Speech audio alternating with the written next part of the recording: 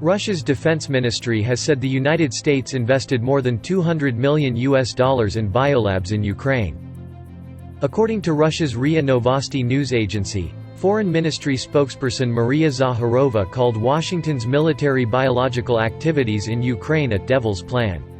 And Deputy Foreign Minister Sergei Ryabkov said that the labs in Ukraine were only a small fraction of more than 300 US-funded laboratories currently scattered all over the world. A Russian analyst said he's very concerned about the activities conducted at these labs in Ukraine. То, что на Украине действуют биологические лаборатории Пентагона, эта информация достоверна. Я не могу сказать, что там 200 лабораторий. Да? В качестве места размещения лабораторий называют, например, город Запорожье, Одессу. Да?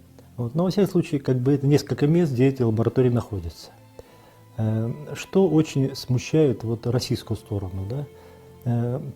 То, что проводимые исследования, они были направлены на то, чтобы выявить возможность передачи тяжелых инфекционных заболеваний именно людям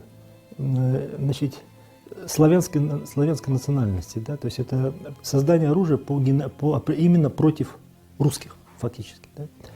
И учитывая, что эти лаборатории создавались на территории Украины, да, а мы действительно генетически очень близки, да, то вполне возможно, что речь шла о том, чтобы создать бактериологическое оружие, которое в какой-то момент было бы использовано против Российской Федерации.